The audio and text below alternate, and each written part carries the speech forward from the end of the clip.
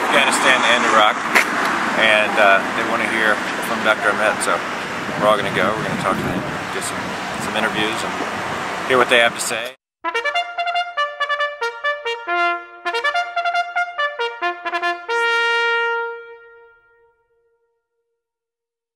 Thank you. Know the team that's Hi, how are you? Hi, me, Martinez. Hey, nice to meet you. Hello, how are you? Hey, how are you? Hey, and you are the photographer. This is Craig. Craig. Take a hand. I'll do a fist bump there. Great.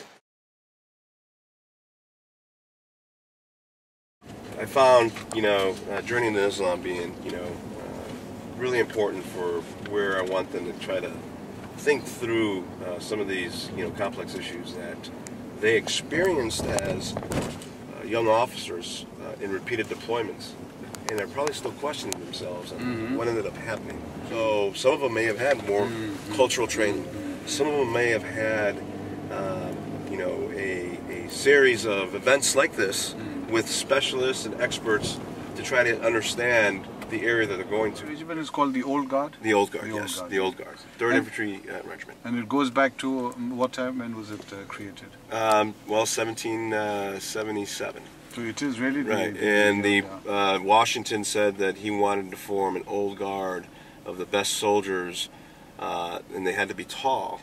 Well, they've reduced that requirement because I'm not tall, but he wanted tall, imposing soldiers that he could have as a personal guard. Now, this is what George Washington So he sent a message out, and from the enlisted troops he retained a regiment, and he designated them the 3rd Infantry Regiment and made them the Old Guard. We expect deployment orders for element sometime in the fall, because it's just a function of supply and demand.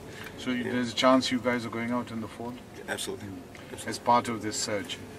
Not necessarily as part of a surge, but to fill a requirement that could be either Iraq or Afghanistan. Could be either. It could be either, yes. I've been a fan of yours since I stumbled onto the book that you had on your experience as a political agent in Waziristan. And I immediately, shared it with my boss at the time, and observations. And so I was working with Senator Clinton. And then I shared it with the Secretary of the Army, Undersecretary of the Army. And when we went on a trip there, we found one of the brigade commanders on the coast, Colonel Schweitzer, who was actually following your model. And he had Coast, Burmel, Lawara, Shkin, Paktia, and he removed out of our mission statement kill, capture. That's what we like to do. We're infantrymen. We want kill, capture, and then after that we'll figure out what to do. He said no, that's not going to be our primary mission. And so he removed those words from his mission statement. That was a huge departure. A huge departure. It's remarkable, Colonel, what you're telling us, and very encouraging that you guys are reading. Now this is 2 years. This is 2 years ago. 2 years ago. Yeah. 2 years ago. So I know that everyone's trying to say, hey, Petraeus has figured this out or whatever, but really, we've been doing this for a few years. I always felt that on the ground you guys were doing it long before it. Exactly, before the manual came out. And now, of course, everyone is. As it were, taking credit for this and saying, which is fine. We want to do that, but in reality, by practice, we've been doing it because we had to solve the problem. Yeah, you're on the ground. We're on the ground.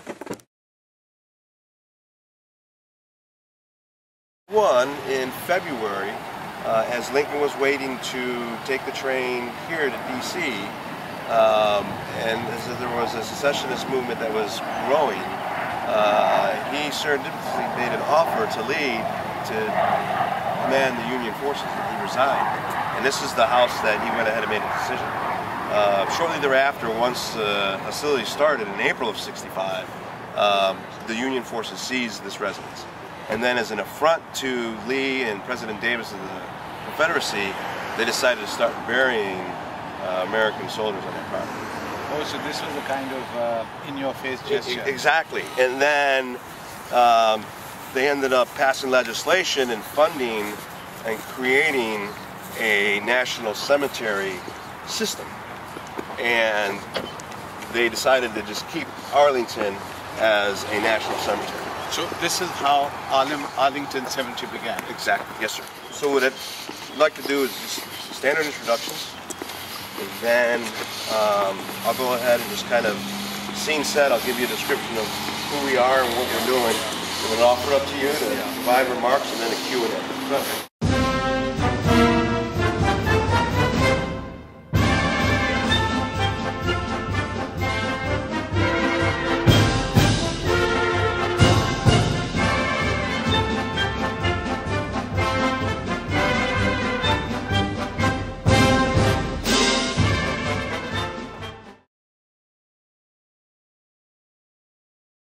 So, with no further ado, sir, please.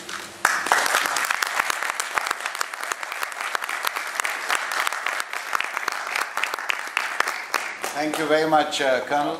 I'm here to talk about my experiences on the Afghanistan-Pakistan border. Why is it important to each and every one of you? Because tomorrow you may be in that theater of conflict.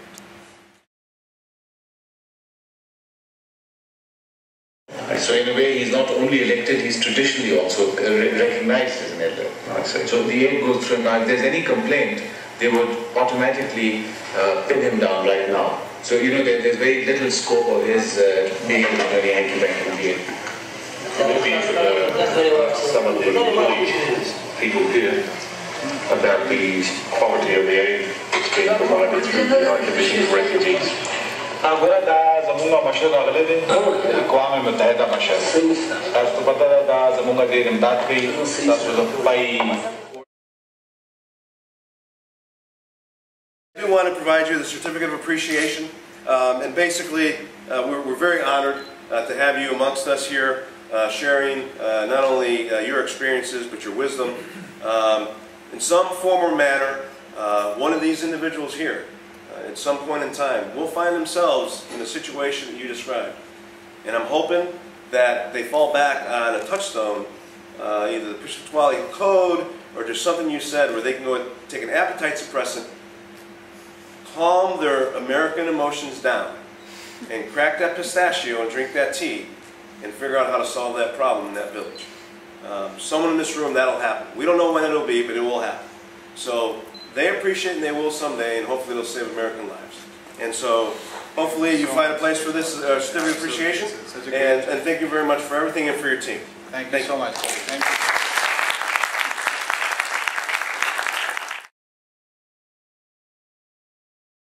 Thank you so much. Thank you very much. Honored to have had this opportunity, not only to have the officers participate in the play a week ago, the Jewish Cultural Center, but also to spend time with you and your team and get into a good spirited discussion on where we're going with our policies, and hopefully there was a lesson learned there that someday in the future they can reach back to and ensure that they do the right thing when interacting with the tribes that you mentioned. So thank you very much.